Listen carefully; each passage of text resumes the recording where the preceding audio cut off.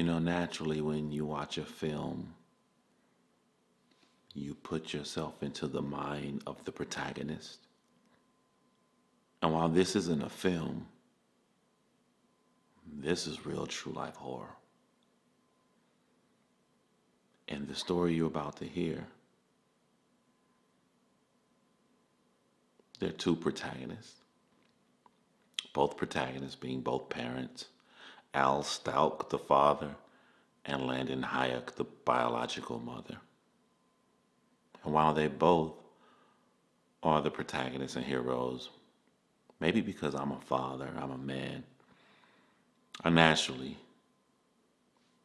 as I learned of this horrific tale, put myself in the shoes of Al, the father.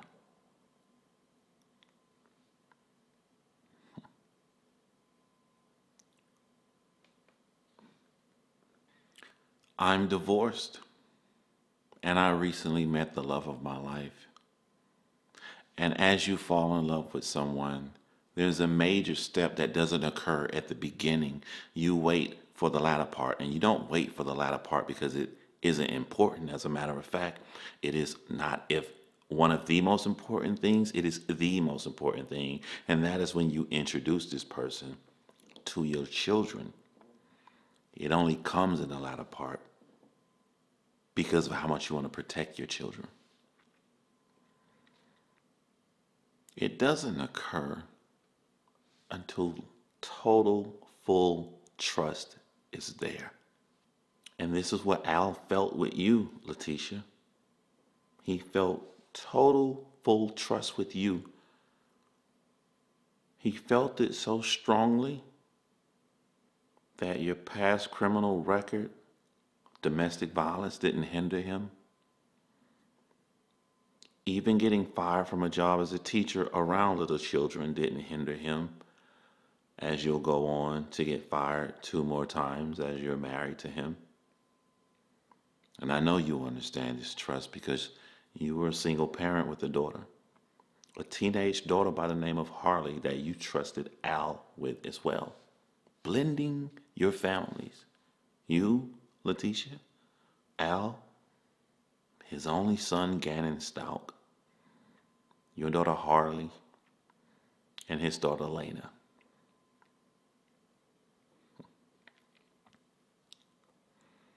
Which leads us to the weekend of January the 25th, which was on a Friday.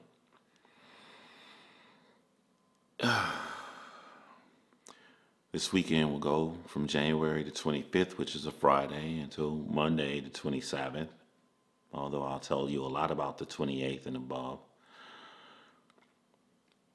But I remember that weekend. I remember it vividly. Because on January the 25th, Al Stauch went out of town, you can say for business. He's in the National Guard protecting our country, and he went out of town for his duty to serve our country. He went out of town to a nearby state so he can learn his job and his craft. I can't make this up. I went out of town for business that same weekend. I had to go to North Carolina for my job. And it hurt because January the 28th was my teenage daughter's birthday. I remember celebrating with her the weekend prior because I told her I was going to be out of town and I wasn't going to be with her. I remember buying her an iPhone. And I remember wanting to see her face when she got this iPhone because I know she wanted the new iPhone. And I know I wasn't going to be there to see it. And I remember feeling down about it.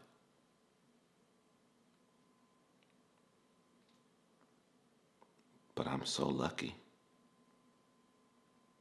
Because while I was out of town away from my children, and Al Stauch was out of town away from his children, only one of us will return to see all of our children alive again. Life.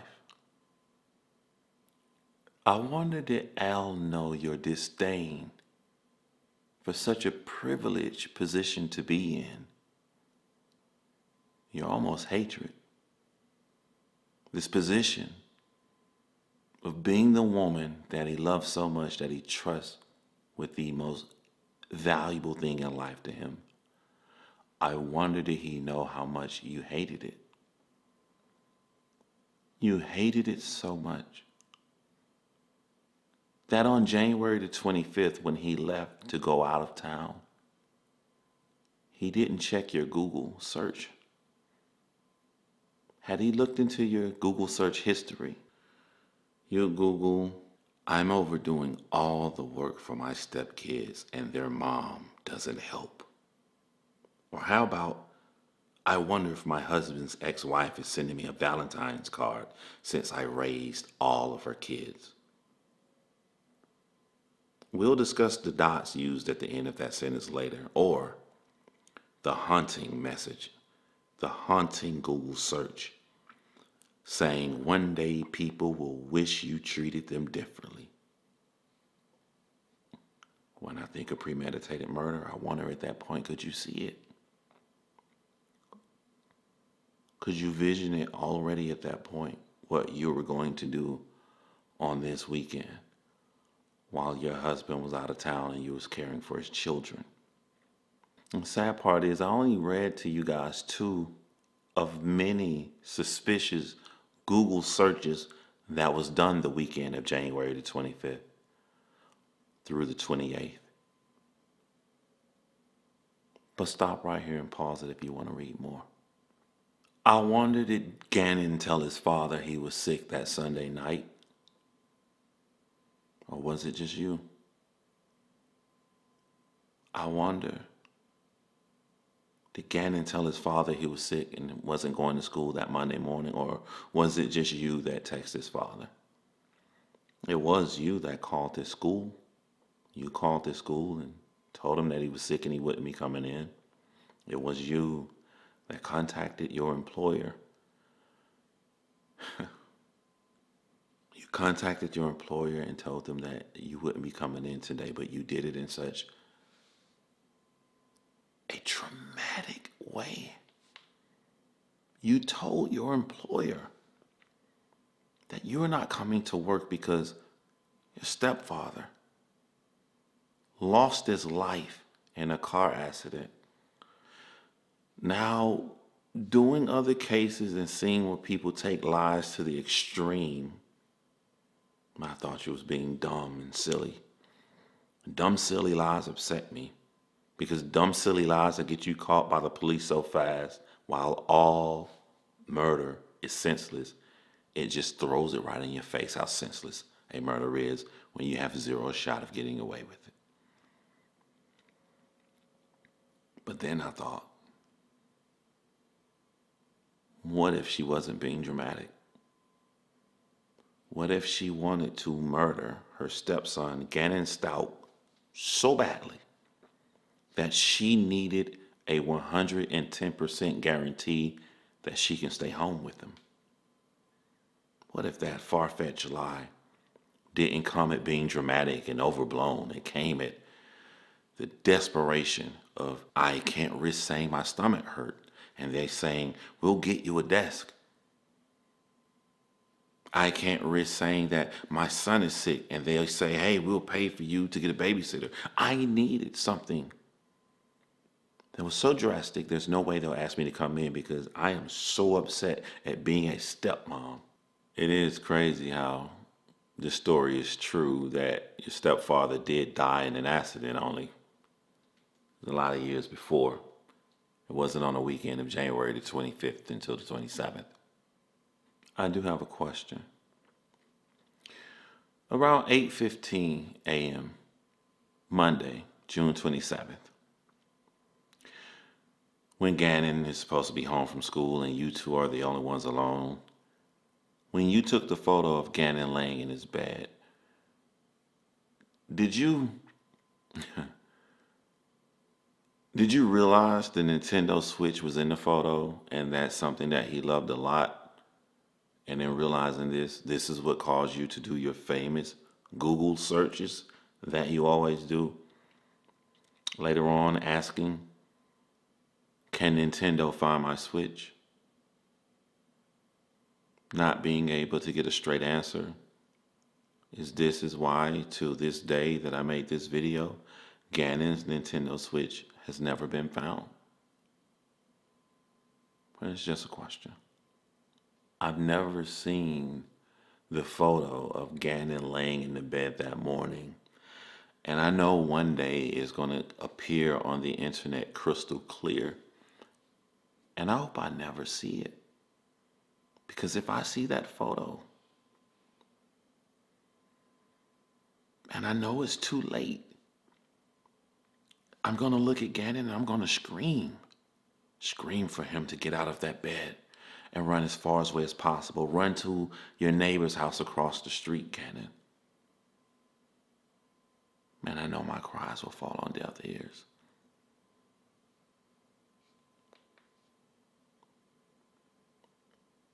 You and Gannon returned home around 2:22 p.m.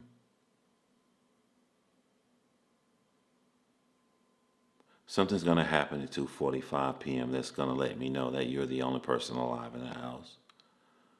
And when I think about that, that's 23 minutes. 23 minutes. 23 minutes it's the time of a sitcom, a comedy sitcom without commercials. So, and the time it would take to watch a rerun of The Brady Bunch, a show about a conjoined family with biological children and stepchildren, that a family comes together and we see a whole house full of love. By the time I finish watching this, you would have murdered your stepson.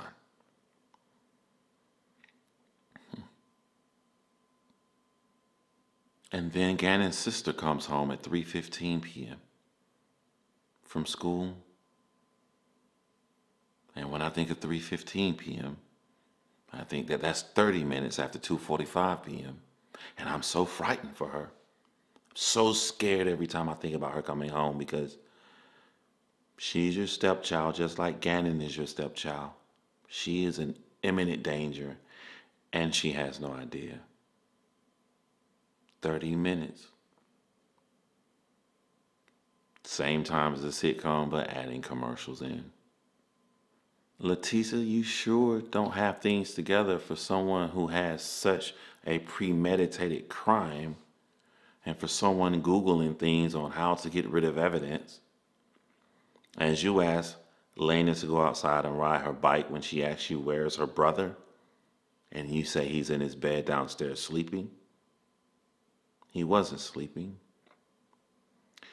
He was doing the far more worse relative of sleeping, the cousin of sleep, which we call death. But let's rewind. Cameras show from your neighbors that you and Gannon left around 10 a.m. that morning on Monday, January the 27th. And what's weird is you are pretty much obsessed with the internet and Facebook and your phone.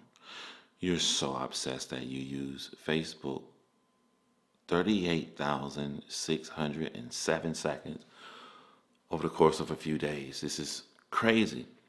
It makes me feel that a person that uses their phone this much, if they were to leave their phone at home, they would drive back and go get it. No matter how far, they would drive back home to go get this phone.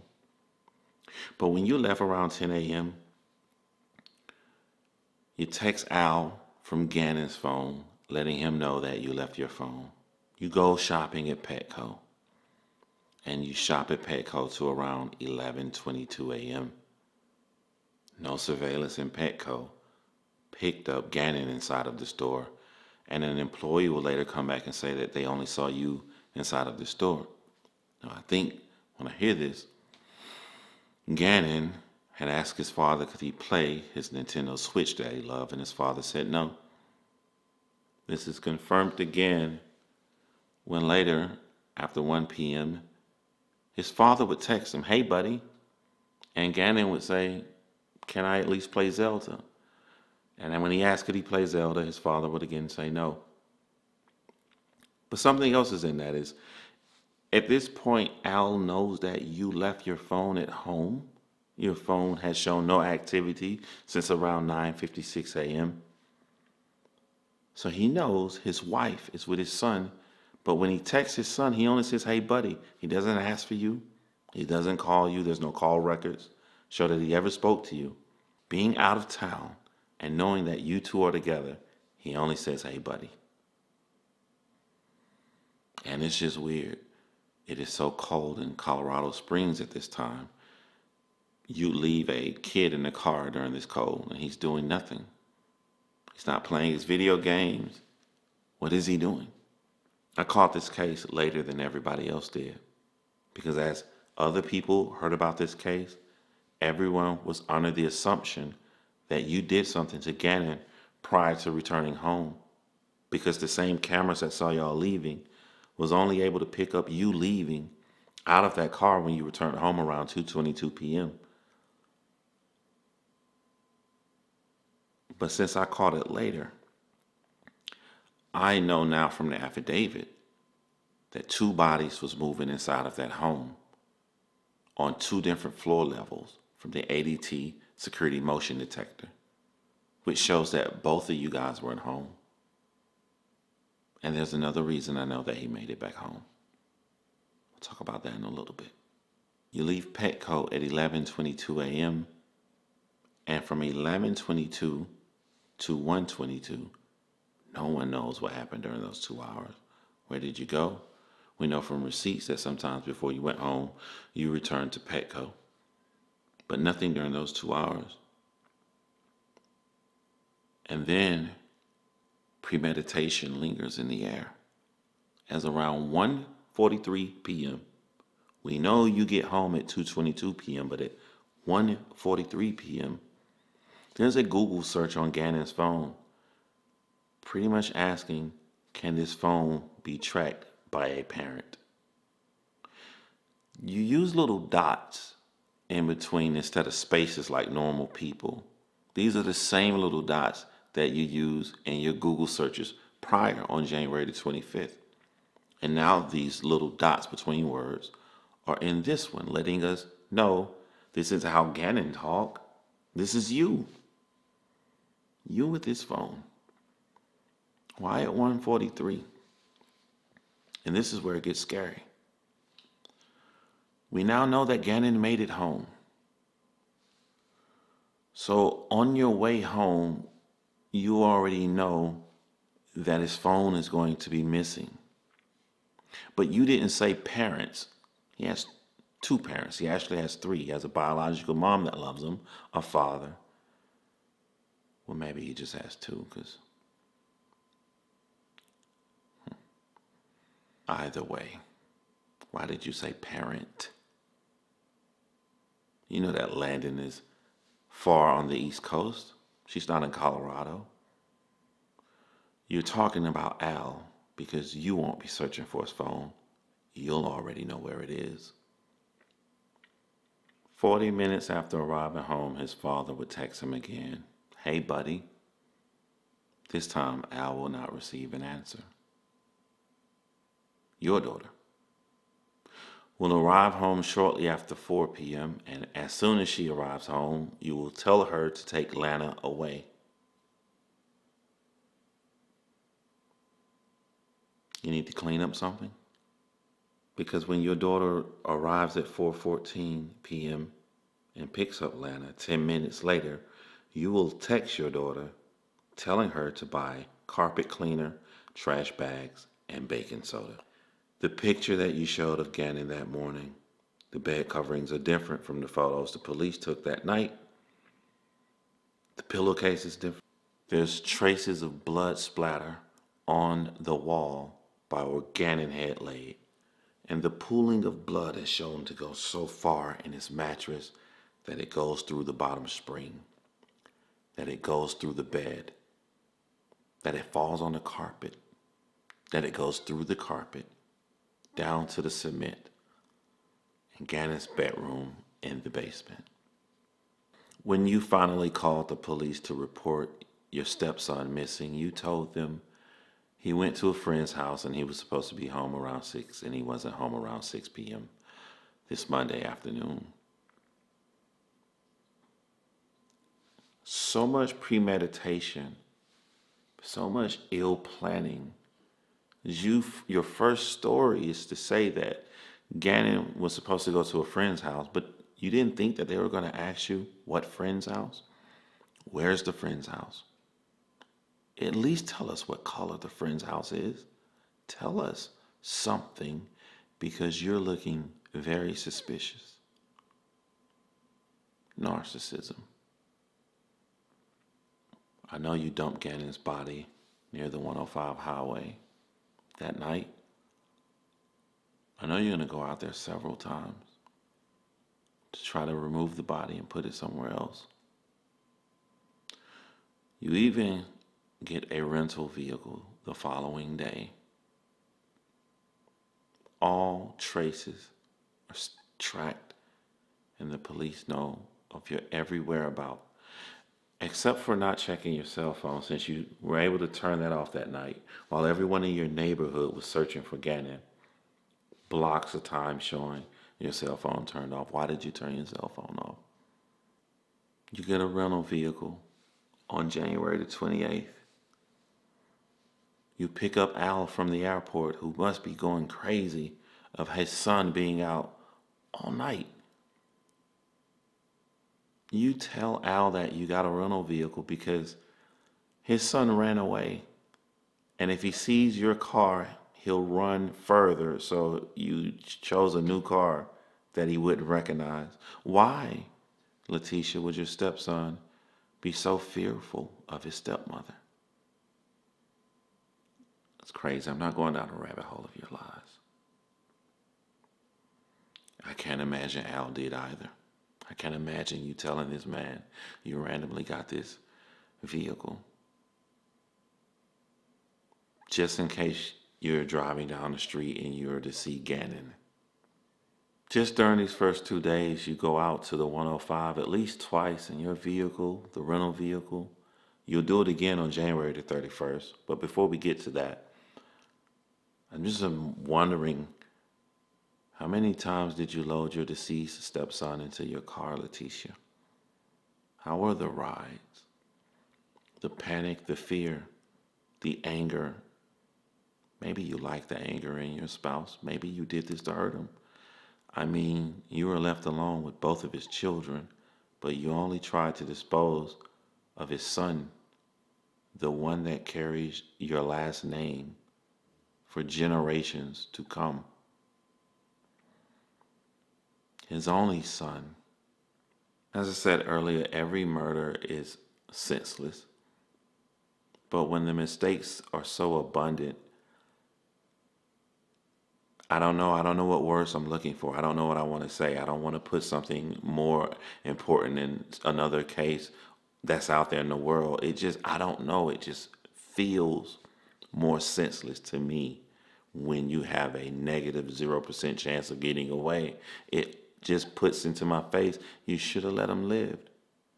You were the one that was Googling 2-bedroom apartments. You, your daughter, you're the one that was Googling jobs out of state, California, down to Florida. If you were going to just leave, why would you take his only son away from him before you left? Nonetheless, Wednesday, January the 29th, you had an interview scheduled with the police department at 10 a.m. You showed up late. You didn't get there till noon. You washed your car. The car that later the police is going to find blood on anyway. They're not going to let you even leave with it. Blood on the rear of your car. Blood inside of the garage. Blood all over Gannon's bed and on the floors in the room. Traces of blood. You'll tell Gannon's father that, he had a blister from being burned and it boiled over and burst. That produced a splatter. Never seen it before in my life. When I see something burst, it will burst with clear liquid inside. If anything at all. I've never seen it, a burn First blood. But you're going to be stuck on this burn from Gannon. But the most interesting thing from the interview with the police is El Guardo. El Guardo. Who is El Guardo? You tell me, Letecia, who is El Guardo? You told the police department that Gannon went off with friends and was supposed to come home, but now you're saying that because Gannon accidentally burned something in the basement, you met a worker by the name of El Guardo, and while your husband was out of town, you allowed this man to have access codes to your garage to get inside the house to clean where Gannon burned in the basement carpet. And so when you come home at 2:22 with Gannon in the home, you go downstairs, and when you go downstairs, he have a gun. Put the gun to your head. He's ready to rape you. But Lena comes home at 3:15, and he allows you to walk up and talk to Lena. I've never seen this before in my life. I've never seen a rapist hiding in a house, in a basement. He has no hostages or anybody downstairs. He allows you to walk upstairs to where you can take the children and walk out of the house. But you only tell Lena to leave, and you go downstairs to voluntarily get raped and beaten. Well, at least for Gannon that you murdered, best thing you can do is make him look good. As you tell the police officer, as while this man is trying to rape you, Gannon jumps on his back and he throws him across the room. Gannon hits his head. You pass out once, twice during this ordeal as he tries to rape you over again. But in your lie, you never say what he did to Gannon. Did he just rape you and walk out? Where no security camera ever catches anyone leaving that house? No motion sensor ever catches this? Is he still in the house? Where's El Guardo? We'll talk about what happened to El Guardo later. So it's 2 days. 2 days after your ordeal with El Guardo, and you finally decide to tell the police on the 29th. And in doing so, they want to do a rape kit on you, and you panic and go crazy, lose your mind, stuff tissue down your pants. They call the ambulance to come pick you up. You don't say anything on the ambulance there. You somehow check in, and you sneak out because you are feeling the pressure of the police officers' questions.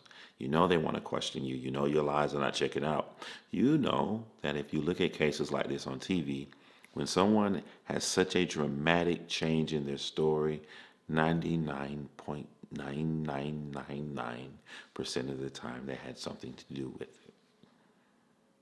You know that your lies are all over the place, and one of the worst cases of Casey Anthony I have ever seen. You get kicked out of your own home by your husband. The ex-wife, Gannon's mother that you hate so much, flies into town, and she's there in the home that you used to live in. You have to sneak and leave town. That's how insane your lies are as they unravel. And as we are now moving into 3 days later, on the 31st, where you travel back out to the same spot that police have been tracking your vehicles, your phone, and your movements. You get so scared you start giving stuff away, Letecia.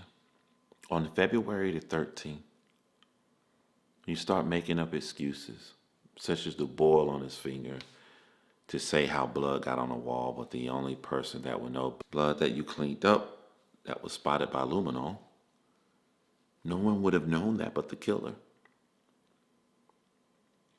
Gannon's bed is supposed to be pressed against the wall, but there's a little space right there. Someone can get in and clean all that stuff up.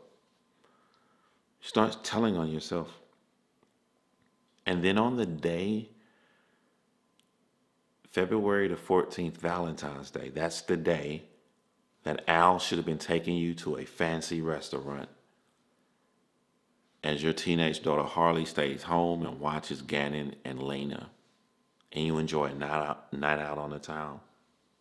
But instead, he's told of a new suspect, Quincy Brown. You told the detectives that El Guardo, rape you. But you tell Al that it was a black man by the name of Quincy Brown. Why would someone change suspect so drastically? Because they need to be credible. Because you saw that El Paso County updated their board to show a new list of most wanted in the county, and you saw a picture and a file of a name by Quincy Brown. You tell this man, this father who trusted you with his only son, that Quincy Brown stood in the middle of the street as you drove home with Gannon and forced you to pull over. He got in the car, took you home, and the reason now that blood is on the wall isn't from a finger bursting or anything. It's because Quincy anally penetrated you with an object on Gannon's bed. And after this, he did the same thing to Gannon. The audacity that you can tell a father this and expect him to believe this outlandish third, fourth, I've lost count, stories you created, particularly in this week, which is ironic because in one of your Google searches, you talk about what his ex-wife should be giving you for Valentine's Day. Look what you've given them. You've given them pain, despair.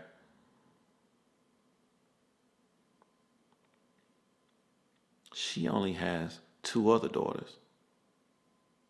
Al only has 1 other daughter. You have a daughter. You took away the only guy.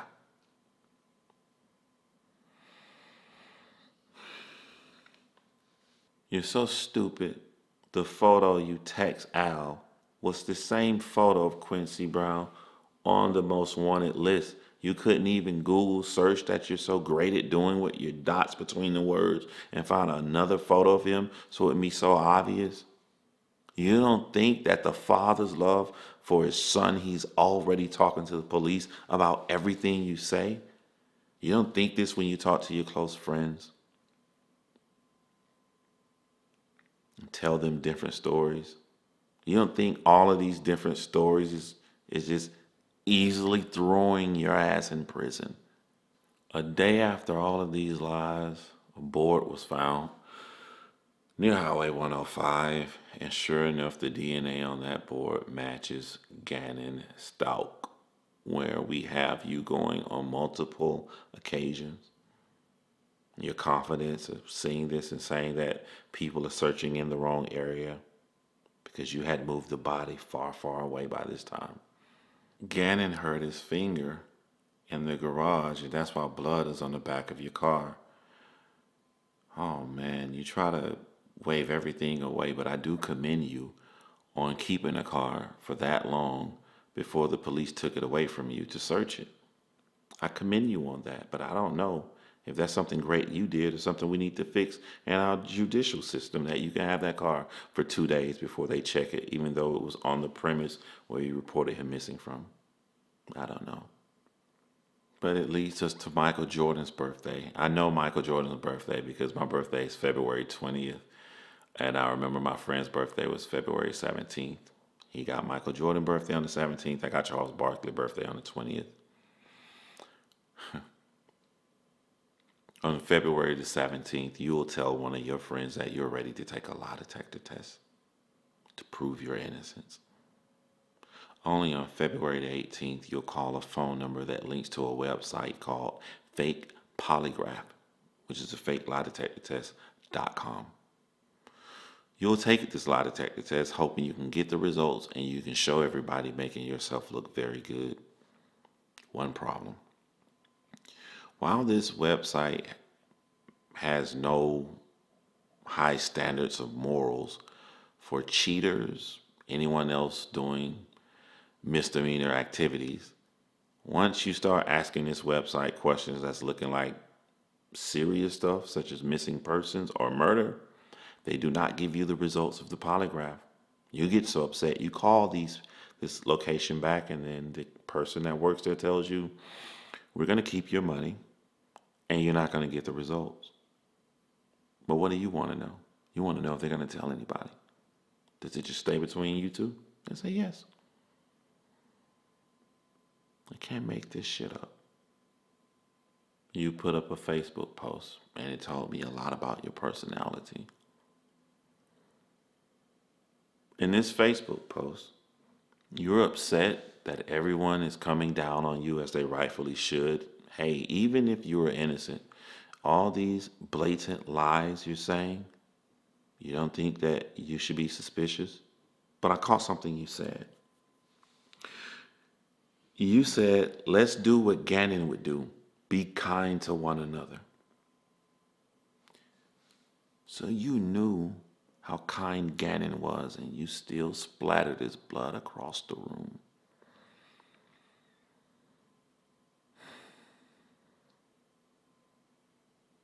What world do we live in today?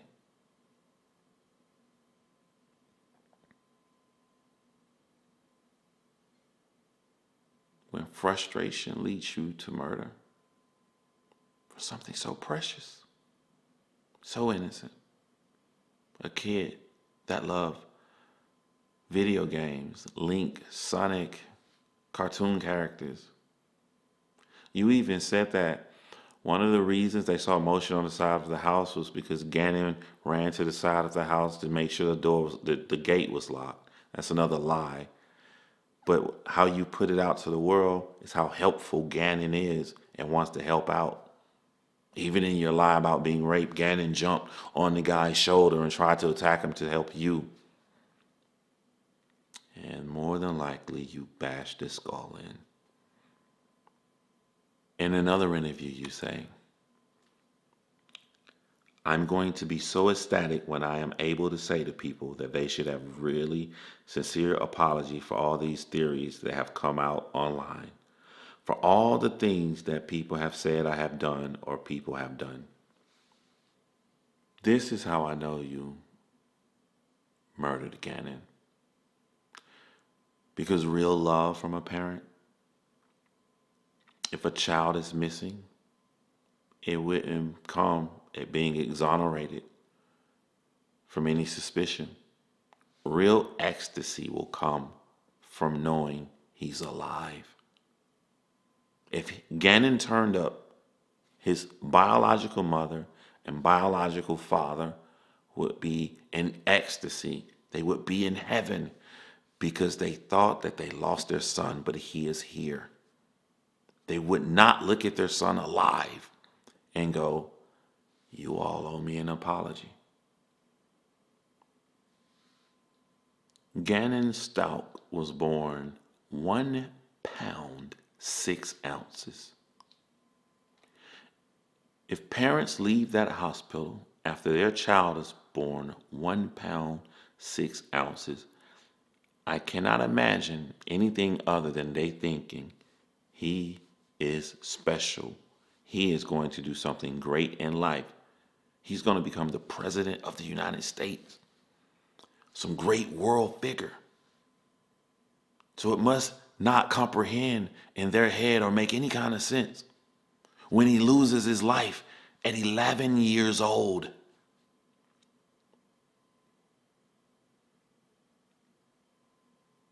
What was it for? Why did he leave the hospital after beating those odds only to die 11 years later? I can only hope to become a martyr.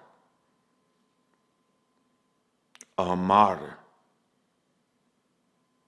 To make us wake up in this world and be more diligent about the people we put around our children.